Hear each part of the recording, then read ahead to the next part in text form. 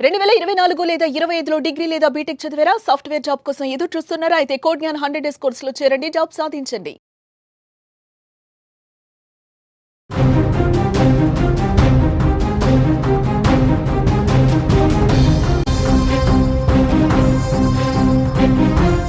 Big breaking news చూస్తున్నాం. గండికోటలో యువతి హత్య కేసు మిస్టరీ ఇంకా వేడలేదు. 2 రోజులైనా అసలు వాస్తవాలు ఏంటి అనేది ఇంకా బయటకు రాలేదు. యువతిని చంపింది ఒక్కరు కాదు, ముగ్గురు అని సమాచారం వస్తోంది. ప్రాథమికంగా పోస్ట్ మార్టంలో సంచలన విషయాలు బయటకు రాబోతున్నాయి. విద్యార్థిని ఛాతీ పొట్టపై బలమైన దాడి జరిగినట్టుగా తెలుస్తోంది. హత్య కేసుకు సంబంధించి కీలక ఆధారాలు బయటికి రాబోతున్నాయని పోలీసులు చెప్తున్నారు. ప్రెస్ మీట్ పెట్టి వెల్లడించకపోవడంపై కూడా మరికొన్ని అనుమానాలు తలెత్తుతున్నటువంటి పరిస్థితి. హత్య జరిగి 3 రోజులైంది, వెలుగులోకి వచ్చి 2 రోజులైంది. పోలీసుల చేతిలో కీలక సాక్ష్యాలు ఉన్నాయి, కానీ హంతకుడు ఎవరు అన్నది మాత్రం ఇంకా బయటకు రావడం లేదు. కడప జిల్లా గండికోటలో విద్యార్థిని హత్య కేసు మిస్టరీ ఇంకా కొనసాగుతూనే ఉంది. ప్రియుడితో గండికోటకు వెళ్లిన యువతి ఊహించని విధంగా హత్యకు గురవటం, ప్రియుడు లోకేషే చంపాడని ప్రచారం జరగటం, తర్వాత నిందితుడు అతడు కాదు అని తేలటం జరిగిపోయాయి. మరి ఎవరు చంపారు? ఇదే ఇప్పుడు అంతు చిక్కని ప్రశ్న. యువతి అన్న సురేంద్ర ఈ హత్య చేశాడని అంతా భావించారు, కానీ అతడు నేనే నా చెల్లిని ఎందుకు చంపుకుంటాను అని చెప్పడం మరొక మలుపు తీసుకున్నటువంటి పరిస్థితి. అయితే ఈ హత్య ఒక్కరు చేయలేదు, సుమారు 3 పాల్గొనే అవకాశం ఉందని పోలీసులకు అంచనాకు రావటం ఇప్పుడు ఒక పెద్ద ట్విస్ట్గా కనిపిస్తోంది. ఘటనా స్థలంలో హత్య జరిగిన తీరును చూసి హత్య చేసింది ఒక్కరు కాదు అని పోలీసులు నిర్ధారణకు వచ్చారు. సీసీ కెమెరాలు ఉన్న చోట కాకుండా ముళ్ల పొదల్లో యువతిని అత్యంత దారుణంగా అమానుషంగా చంపేయడంతో గండికోటపై పూర్తిగా అవగాహన ఉన్నవారే ఈ హత్య చేసినట్టుగా కనిపిస్తోంది. ఆమెను ఇంత కిరాతకంగా ఎవరు చంపారు అనేది పోస్ట్ మార్టం రిపోర్ట్లో అర్థమవుతోంది. విద్యార్థిని ఛాతీ పొట్టపైన కసిదీర కొట్టారు. ఈ దాడిలో ఆమె కాలేయం కూడా దెబ్బతిన్నట్టు పోస్ట్ మార్టం రిపోర్ట్లో బయటకు వస్తున్నటువంటి పరిస్థితి. లోకేష్కు ఈ హత్యతో ఎటువంటి సంబంధం లేదని తేలిపోయింది. ఎందుకంటే ఈ నెల 14వ తేదీ ఉదయం 8:30 సమయంలో లోకేష్తో గండికోటకు ఆ యువతి వచ్చింది. అక్కడ లాడ్జ్లో 2 గంటల పాటు గడిపారు. తర్వాత 10:40 వెళ్ళిపోవటం సీసీ ఫుటేజ్లో కనిపించింది. అప్పటి వరకు ఆ యువతి హత్య జరగలేదు. అదే రోజు ఉదయం 11 గంటలకు రంగనాథ స్వామి ఆలయం వద్ద బ్యాగుతో విద్యార్థిని నడుచుకుంటూ వెళ్ళినట్లు పోలీసుల విచారణలో తేలింది. తర్వాతే ఈ హత్య జరిగింది. ఆలయం వెనక ముళ్ల పొదల్లో విగత జీవిగా కనిపించింది. విద్యార్థిని కుటుంబ సభ్యులే చంపారు అనడానికి అనేక కారణాలు కనిపిస్తున్నాయి. ముందుగా ఆ మృతదేహాన్ని గుర్తించింది కూడా వాళ్లే. అంతకుముందు యువతి అన్న సురేంద్ర పదే లోకేష్ స్నేహితులకు ఫోన్ చేయడం కూడా జరిగింది. దీంతో సురేంద్రే హత్య చేసి ఉన్నాడని చెప్పి పెద్ద ఎత్తున ఆరోపణలు వచ్చాయి. అతడు మాత్రం వాటిని తీవ్రంగా కొట్టిపారేస్తున్నాడు. ఈ హత్యను 3 చేసి ఉంటారని పోలీసులు ఒక అంచనాకు రావడం కూడా ఈ కేసులో ఒక పెద్ద ట్విస్ట్గా కనిపిస్తుంది. అసలు వారు ఎవరు అన్నది ఇంకా ఆ సస్పెన్స్ కంటిన్యూ అవుతోంది. లోకేష్ స్నేహితులపై కూడా అనుమానం ఉండటంతో పోలీసులు విచారణ చేస్తున్నారు. జూలై 16వ తేదీ రాత్రికే నిందితుడు ఎవరో చెబుతామని పోలీసులు ప్రకటించారు. అయితే వివరాలు ఇంకా వెల్లడించకపోవడంపై చర్చనీయాంశంగా మారింది. యువతి ఈ హత్యకు సంబంధించి పెద్ద ఎత్తున అనుమానాలు కనిపిస్తున్నాయి. కనీసం అంటే క్లూస్ కొన్ని వరకు దొరికాయని చెప్పి డీఐజీ కోయ ప్రవీణ్ నిన్న ప్రెస్ మీట్లో చెప్పారు. మీడియా మిత్రులతో అక్కడ మాట్లాడారు. చాలా స్పష్టంగా ఆ నిందితులకు సంబంధించి కీలక ఆధారాలు మాకు లభ్యమయ్యాయి, అయితే వాటిని ఈ రాత్రికి ఎస్పీ గారు చాలా క్లియర్గా సమాచారం అందిస్తారు అన్నారు. కానీ ప్రెస్ మీట్ పెట్టకపోవడం మీద మరికొన్ని అనుమానాలు వ్యక్తమవుతున్నటువంటి పరిస్థితి.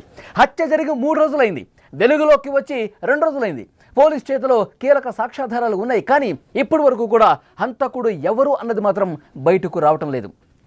అయితే ముందుగా ఈ కేసుకు సంబంధించి మాట్లాడుకుంటే ప్రియుడు లోకేషే చంపి ఉంటాడని చెప్పి వాళ్ళ కుటుంబ సభ్యులు తీవ్రమైనటువంటి ఆరోపణలు చేశారు.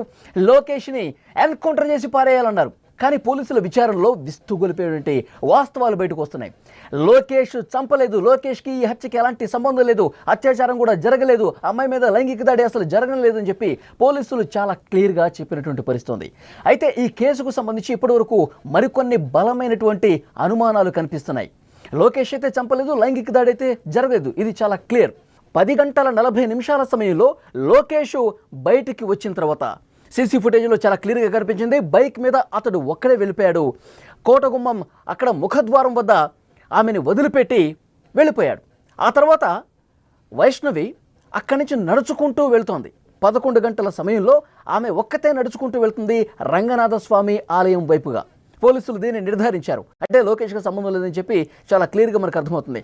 మరి వైష్ణవి ఎందుకు వెళ్తోంది? నడుచుకుంటూ రంగనాథ స్వామి ఆలయం వైపుగా ఎందుకు వెళుతోంది? ఎవరి కోసం వెళ్తోంది? ఎవరన్నా వస్తామని చెప్పారా? వెయిట్ చేస్తున్నామని చెప్పారా? ఎందుకు ఆమె నడుచుకుంటూ వెళ్తుంది? ఇదొక బలమైన అనుమానం. తర్వాత అన్న వచ్చాడు. అన్న లోకేష్ ఫ్రెండ్స్తో కూడా ఫోన్ మాట్లాడినట్టుగా తెలుస్తోంది. లోకేష్ అలాగే వైష్ణవి ఇద్దరు కలిసి గండికోట ప్రాంతానికి వెళ్తున్నట్టుగా సమాచారం అన్న సురేంద్ర తెలుసుకున్నాడు. తర్వాత గండికోటకి అన్న సురేంద్ర వచ్చాడని కూడా పోలీసులు చాలా క్లియర్గా చెప్పారు. చాలామంది కూడా అన్న ప్రమేయం ఉంది, కుటుంబ సభ్యుల ప్రమేయం ఉంది, సురేంద్రే ఏదో చేశాడు, చెల్లి తమ మాట వినటం లేదు, కుటుంబ సభ్యులు చెప్పినట్టుగా వినటం లేదు, లోకేష్తో వెళ్ళొద్దు, లోకేష్ను మర్చిపో, లోకేష్తో ప్రేమ వ్యవహారం నడిపించొద్దని చెప్పి కుటుంబ సభ్యులు తీవ్రంగా కొద్ది రోజులుగా గొడవ పడుతూ ఉన్నారు వైష్ణవితో. ఇది ఏమాత్రం పట్టించుకొని ఏమాత్రం వినిపించుకొని వైష్ణవి లోకేష్తో ప్రేమ కొనసాగుతూనే ఉంది. కాబట్టి కుటుంబ సభ్యులకు నచ్చలేదు. ఆ సమయంలో అన్న కూడా వచ్చాడు కాబట్టి, అన్న సురేంద్ర కూడా గండికోట ప్రాంతానికి వచ్చాడు కాబట్టి అన్నే ఏదో చేసుంటాడు.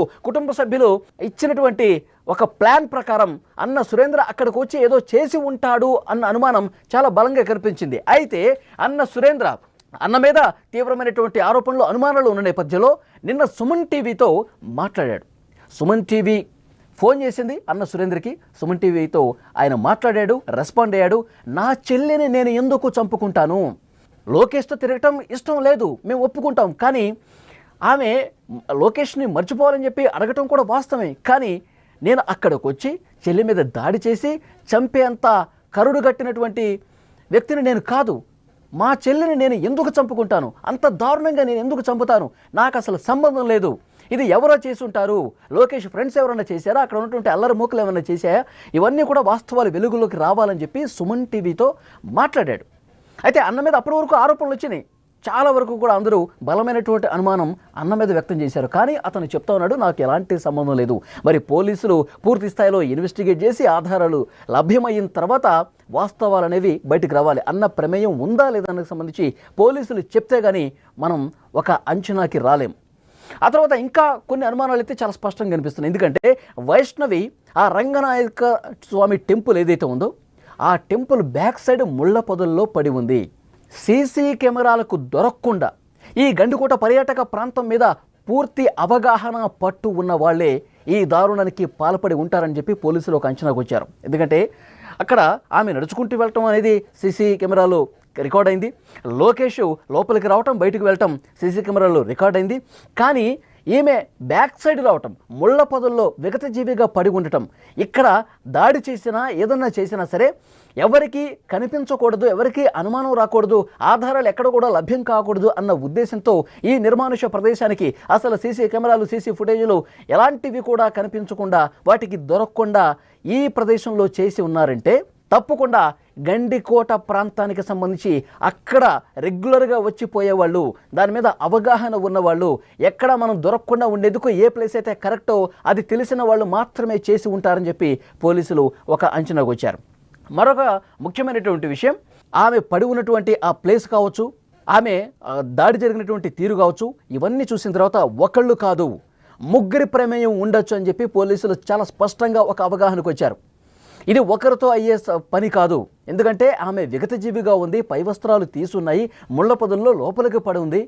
ఇది చూసిన తర్వాత ఇది ఒకరితో సాధ్యమయ్యే పని కాదు, ఇందులో ముగ్గురు ఇన్వాల్వ్మెంట్ ఉంది అని చెప్పి చాలా బలంగా పోలీసులు చెప్పారు. మరొక ముఖ్యమైన విషయం, నిన్న ఆ సంఘటనా స్థలాన్ని పరిశీలించిన తర్వాత కర్నూలు రేంజ్ డీఐజీ కోయ ప్రవీణ్ గారు మరొక ముఖ్యమైన సమాచారం ఇచ్చారు. నిందితులకు సంబంధించినటువంటి పక్కా ఆధారాలు మాకు లభ్యమయ్యాయి, ఈరోజు ఉదయమే మాకు లభ్యమయ్యాయి, ఈ సాయంత్రానికి పూర్తిగా క్లారిటీ వస్తుంది, ఎస్పీ గారు ప్రెస్ మీట్ పెట్టి అన్ని విషయాలు చెప్తారన్నారు. కానీ ఆ ఆధారాలు ఏంటి అంటే ఆ గండికోటకు వచ్చేటువంటి అల్లరిముకల, లేదంటే లోకేష్ స్నేహితుల ప్రమేయం ఉందా, లేదంటే వైష్ణవి కుటుంబ సభ్యుల్లో ఎవరి ప్రమేయం అన్న ఉందా? సో వీటికి సంబంధించి చాలా పక్కా ఆధారాలు పోలీసులకు దొరికాయి. ఈరోజు ఉదయమే, నిన్న ఆయన మధ్యాహ్నం మాట్లాడుతూ ఈరోజు ఉదయమే చాలా కీలకమైనటువంటి ఆధారాలు, నిందితులకు సంబంధించిన ఆధారాలు మాకు లభించాయి. సో ఇంకా పూర్తి స్థాయిలో 1-2 సార్లు క్రాస్ చెక్ చేసుకొని నిర్ధారించుకొని సాయంత్రమే మేము ప్రెస్ మీట్ పెడతామని చెప్పారు. కానీ ప్రెస్ మీట్ పెట్టలేదు. సో మీడియా మొత్తం కూడా వెయిట్ చేసింది, రాత్రి పొద్దుపోయే వరకు 10 గంటల వరకు వెయిట్ చేసింది. కానీ ఎవరూ కూడా ఏ ఒక్క పోలీసు అధికారి కూడా వచ్చి ఏం జరిగిందన్న విషయానికి సంబంధించి క్లారిటీ ఇవ్వలేదు. ఇప్పుడు దీని మీద అనుమానం వ్యక్తమవుతోంది. మరి ఎందుకు పోలీసులు ఆధారాలు లభ్యమయ్యాయని చెప్పారు, ఎవరు చేసి ఉంటారన్నది కూడా కొంత క్లారిటీ వచ్చిందంటున్నారు. ఒకళ్ళు కాదు ముగ్గురు ఉండొచ్చు అని చెప్పి సమాచారం ఇస్తూ ఉన్నారు. కానీ మరి రాత్రికి ఎందుకు ప్రెస్ మీట్ పెట్టలేదు? ఎలాంటి వాస్తవాలు బయటకు వచ్చాయి? వైష్ణవిని చంపింది ఎవరు అంటే ఉన్నపళంగా ప్రెస్ మీట్ పెట్టి వాస్తవాలన్నీ చెప్పేస్తే ఎక్కడైనా వ్యతిరేకత వస్తుందని చెప్పి ఏమైనా భావిస్తూ ఉన్నారా? దీని గురించి పూర్తిగా క్లారిటీ రావాల్సి ఉంది. పోలీసులు ఏమైనా భయపడ్డారా ప్రెస్ మీట్ పెట్టి నిజాలన్నీ బయటపెట్టడానికి? ఎందుకు పోలీసులు ప్రెస్ మీట్ పెట్టకుండా వెనక్కి తగ్గారు? ఇది చాలా క్లియర్గా క్లారిటీ రావాల్సినటువంటి అవసరం ఉంది. సో ఈ అనుమానాలన్నీ కనిపిస్తున్నాయి. గండికోట ప్రాంతంలో, ఆ గండికోట పర్యాటక ప్రాంతంలో అల్లరి మూకలు కూడా ఎక్కువ ఉన్నాయి. అంటే ఈ కుటుంబ సభ్యులతో కావచ్చు, లోకేష్ ఫ్రెండ్స్ కావచ్చు, అసలు ఎవరి ప్రమేయం లేకుండా అక్కడ ఎవరైతే అల్లరి మూకలు ఉన్నాయో, పిచ్చి పిచ్చి చేష్టలు చేసేవాళ్ళు ఉన్నారో, అక్కడికి వచ్చేటువంటి పర్యాటకులను ఇబ్బంది పెట్టే అల్లరి మూకలు ఏవైతే ఉన్నాయో వాళ్ళ పని ఏమైనా జరిగిందా? ఇది నిజంగా జరుగుంటే కనుక వాళ్ళకి సంబంధించినటువంటి విషయాలు త్వరగా బయట పెట్టాల్సిన అవసరం ఉంది. కానీ పోలీసులు ఆ విధంగా చేయలేదు. వైష్ణవి మృతి కేసుకు సంబంధించి, హత్య కేసుకు సంబంధించి చాలా బలమైనటువంటి ఆధారాలు లభ్యమయ్యాయని చెప్పి పోలీసులు చెప్తున్నప్పటికీ కూడా ఎందుకు వెల్లడించలేదు, ఎందుకు బయట పెట్టలేదని కూడా అతిపెద్ద మిస్టరీగా కనిపిస్తూ ఉంది. హత్య జరిగే 3 రోజులకు పైగా అవుతోంది. కానీ ఎందుకు ఇంకా బయట పెట్టలేకపోతున్నారు? అనేక అనుమానాలు కనిపిస్తున్నాయి. చాలా బలమైనటువంటి అనుమానాలు కనిపిస్తున్నాయి. సుమన్ టీవీతో అన్న సురేంద్ర కూడా ఫోన్ మాట్లాడాడు. నాకు ఎలాంటి సంబంధం లేదు, నా చెల్లిని నేనే ఎందుకు చంపుకుంటాను, అది కూడా అంత దారుణంగా ముళ్ళపొదల్లో పడేసి నా చెల్లిని నేను చంపుకుంటానా, నాకు ఏమాత్రం సంబంధం లేదు. చాలా వరకు కొంతమంది మీడియా నా పేరు ప్రస్తావన తీసుకొస్తున్నారు, నేనే చంపాను అని చెప్పి అంటా ఉన్నారు. కానీ నేను చంపలేదు అని చెప్పి ఆయన కన్నీరు పెట్టుకుని మాట్లాడుతున్నటువంటి పరిస్థితి ఉంది. సో అతను చంపాడా లేదన్నది కూడా పోలీసులు పూర్తి ఆధారాలు సేకరించి ప్రెస్ మీట్ పెట్టే వరకు మనం కూడా ఏం చెప్పలేం. కానీ అనుమానాలు అయితే చాలా బలంగా ఉన్నాయి. వైష్ణవి హత్య కేసుకు సంబంధించి మిస్టరీ ఇంకా వేడకపోవటంపై పోలీసుల మీద కొంత వ్యతిరేకత వస్తున్నటువంటి పరిస్థితి ఉంది. 3-4 రోజులు అవుతుంది, ఎందుకు ఇంకా కనిపెట్టలేకపోతున్నారు? ఆధారాలు దొరికాయని చెప్తున్నారు, ప్రెస్ మీట్ పెట్టి సాయంత్రం చెప్తా అన్నారు, ఇంకా ఎందుకు తాత్సారం చేస్తున్నారు, ఎందుకు లేట్ చేస్తున్నారంటూ పోలీసుల మీద కూడా వ్యతిరేకంగా అక్కడ ఉన్నట్టు స్థానిక ప్రజానీకం మాట్లాడుతున్నటువంటి పరిస్థితి ఉంది. ఇలా ఎన్నో అనుమానాలు. కానీ వైష్ణవిని ఇంత దారుణంగా పై వస్త్రాలు తొలగించి పిడిగుద్దులు గుద్ది పోస్ట్ మార్టం రిపోర్టు, అలాగే ఫోరెన్సిక్ రిపోర్ట్ వచ్చిన తర్వాత అర్థమవుతుంది ఏంటంటే చాలా తీవ్రంగా దాడి జరిగింది. కడుపులో గుద్దారు, కాలేయం పూర్తిగా దెబ్బతింది, అందుకే చనిపోయిందని చెప్పి ఆ రిపోర్ట్లో ఉంది. అంత దారుణంగా కొట్టాల్సిన అవసరం ఎవరికి ఉంది? అంత తీవ్రమైన దాడి చేయాల్సినటువంటి అవసరం ఉంది. చంపేసి ముళ్ళ పొదల్లో వ్యవస్థలను చేసి పడేయాల్సినటువంటి అవసరం ఉంది. అక్కడ స్థానిక ప్రజానీకంలో అయితే ఆగ్రహం చాలా తీవ్ర స్థాయిలో ఉంది. నిన్న ఆ గ్రామంలో వైష్ణవి అంత్యక్రియల సమయంలో గ్రామంలో పూర్తిగా విషాద చేయాలనుకుని అందరూ కన్నీళ్లు పెట్టుకున్నారు. అమ్మాయిని ఇంత దారుణంగా చంపుతారా? ఎవడు చేసినా సరే చాలా కఠినంగా శిక్షించాల్సిన అవసరం ఉంది. పోలీసులు వెంటనే నిగ్గు తేల్చి ఎవడు చంపాడు, దీనికి ఎవడు కారణం అన్నీ కూడా బయటకు తీసుకురావాలి, వాడిని మాకు అప్పగించండి, మేము చంపేస్తామంటూ ఆ గ్రామస్తుల కుటుంబ సభ్యులు మాట్లాడుతున్నారంటే అక్కడ అది చూసిన వాళ్ళు కన్నీళ్లు పెట్టుకున్న పరిస్థితి ఉంది. సో డెఫినెట్గా వాస్తవాలు అనేవి ఈ రోజైనా సరే పోలీసులు ఒక ఛాలెంజ్గా తీసుకొని వాళ్ళకు దొరికినటువంటి ఆధారాలు ఏంటనేది కూడా బయట పెట్టాలి.